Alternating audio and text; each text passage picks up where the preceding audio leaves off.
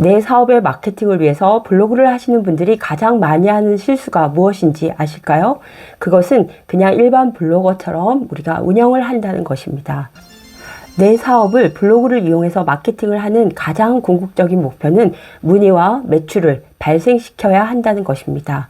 그래서 블로그 포스팅 한 편을 쓸 때 상위 노출되어야 하고 고객이 그것을 읽고 구매로 전환되어야 매출로 이어진다는 것입니다. 제 강의를 수강하고 있는 분들 또는 관리를 맡기시는 많은 대표님들이 하시는 말씀은 이 블로그로 매출은커녕 문의도 없다. 또는 배운다고 배웠는데 어떻게 운영해야 하는지 모르겠다. 대행사에 맡겼는데 도통 이상한 것 같다. 이렇게 말들을 해주시면서 저에게 찾아오시는 분들이 대부분입니다. 이런 고민을 가지신 분들을 위해 오늘 블로그 마케팅, 모르면 손해보는 블로그 상위 노출의 비법, 결정적인 포인트 한 가지 알려드리겠습니다.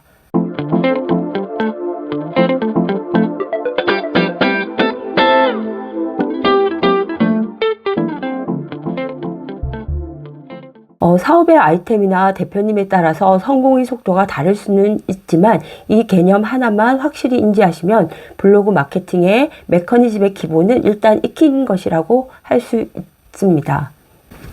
어쩌면 이 영상은 블로그 마케팅을 직접 하시고자 하는 대표님들 뿐만 아니라 블로그를 키우려는 분들 또는 블로그 체험단으로 수익을 내고자 하는 분 또는 블로그로 관리대행 부업을 하시려는 분들에게도 도움이 될 수 있는 영상이라고 생각을 합니다.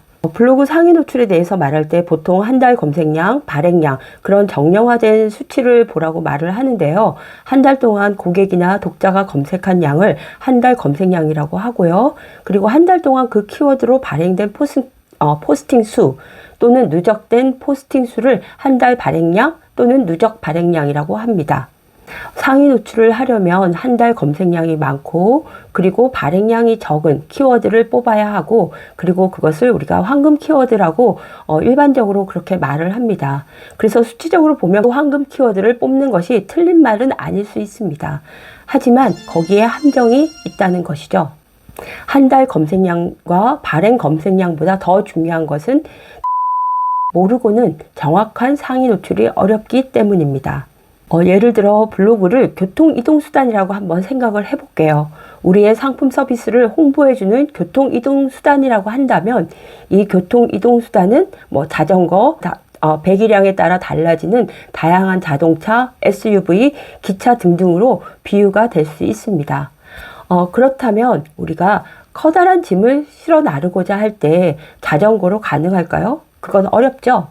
자전거에 실을 수 있는 짐은 한정되어 있습니다. 장바구니 정도, 그 정도이겠죠. 배기량 1000cc 자동차인 경우도 나를 수 있는 짐은 그 차체의 크기와 또는 트렁크 크기에 따라서 다 다른 거죠. 이처럼 각 교통수단에 맞춰서 실을 수 있는 사람이나 짐이 어느 정도 정해져 있다는 것은 다 아실 거예요. 그 차체를 각 개인이 가지고 있는 블로그라고 생각을 한번 해보시고요. 짐을 키워드라고 한번 생각을 해보시면 가장 좋은 비유법이 아닐까 생각합니다. 이 경우에 현재 가지고 있는 블로그가 막 만든 신생 블로그라면 그것을 자전거에 비유할 수 있겠죠. 그런데 SUV여야 실을 수 있는 큰 짐을 자전거에 실을 수 없습니다. 자신의 짐에 맞는 차를 마련하는 과정이 필수적인 것인데요. 그 과정이 블로그를 키우는 과정이라고 할 수 있습니다. 블로그 로직에 맞추어서 또는 블로그 메커니즘에 맞추어 포스팅을 하면서 상위 노출 과정을 하시고 좋은 글을 써서 체류 시간을 늘리다 보면 조금 더 어려운 키워드도 상위 노출시킬 수 있는 블로그로 성장할 수 있다는 것입니다. 그렇게 차체를 조금 더 우리가 변화시키는 과정이 필요하다는 거죠. 즉 키워드는 다 어느 정도 체급이 정해져 있습니다. 체급이 큰 키워드는 진짜 큰 짐을 실을 수 있는 차여야만 가능하고요. 체급이 작은 키워드는 자전거로도 충분히 싣고 이동 가능합니다. 이처럼 교통수단에 해당되는 것이 블로그의 체급, 우리가 흔히 말하는 블로그 지수라고 할 수 있는 것인데요. 처음 만든 블로그는 체급이 큰 키워드를 절대로 감당할 수 없습니다. 그런데 우리가 흔히 말하는 최저가 블로그는 어떤 짐이든 어느 정도 감당이 가능하다는 것이죠. 그래서 즉 한 달 검색량, 발행량 이외에 각 키워드가 가지고 있는 경쟁력이 중요한 핵심입니다. 어떤 키워드는 한 달 검색량이 적어도 경쟁도가 치열해서 처음 만든 블로그나 얼마 안 된 블로그로는 아무리 좋은 글을 써도 상위 노출되기가 어려운 경우가 많습니다. 이런 경우는 마케팅 업체들이 엄청 들어온 키워드들이 대부분인데요. 예를 들어 창업과 관련한 키워드들을 한번 살펴보면요. 제가 관리해드리고 있는 업장 프랜차이즈 사업을 하고 있습니다. 그래서 사용하고자 하는 키워드 중에서 여성 소자본 창업이라는 키워드가 있는데요. 이 키워드는 한 달 검색량 30 정도밖에 되고 있지 않습니다. 즉, 한 달 검색량이 굉장히 적죠. 우리가 일반적으로 생각할 경우에 검색량이 적으니까 쉬울 것이라고 생각을 하는데요. 처음 블로그를 만든 대표님이 그것을 사용할 수 있을까 할 때는 그렇지 않다는 것입니다. 그것을 쓰신다고 상위 노출되기 어렵다는 것이죠. 그 이유는 키워드의 상위에 포진되어 있는 블로거들의 거의 대부분이 최적화 블로그들이기 때문인데요.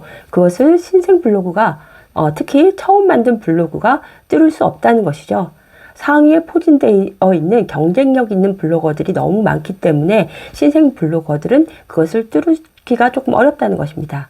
그것을 우리가 경쟁력이라고 저는 표현을 하는데요.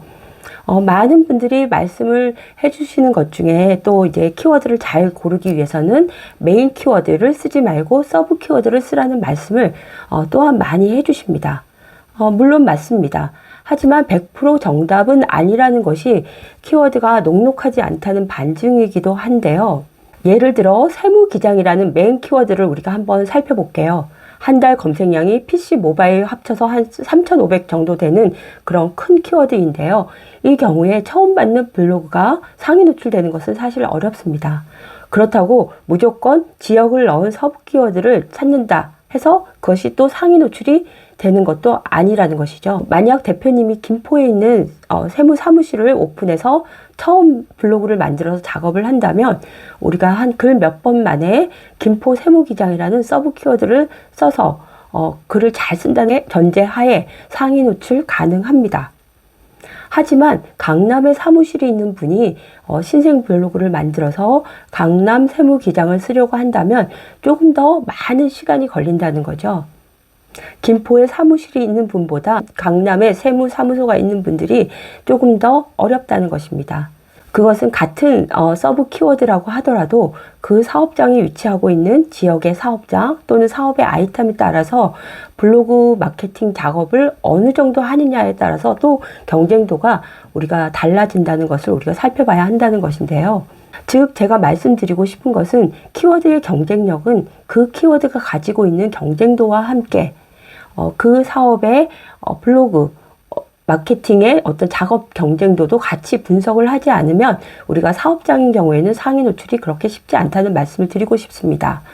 물론 체험단을 하시는 분들은 그 키워드의 경쟁도까지만 분석을 해보시면 되는데요.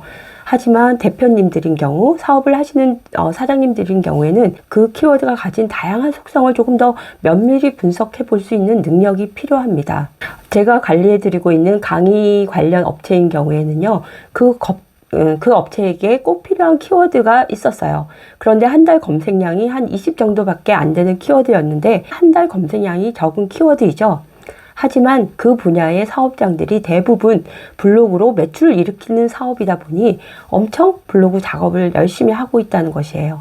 결국 그 업체는 처음 만든 블로그로 검색량이 아무리 적더라도 그 원하는 키워드를 처음에 사용할 수 없었고요. 그래서 그 업장의 신생 블로그에 맞는 다른 키워드를 발굴해서 그것을 상위 노출시키고 그런 과정을 반복해 가는 과정에서 초기에 담당자들이 검색으로 들어오게 되고 한 달 매출을 한 달 만에 거의 몇 배 올릴 수 있었습니다.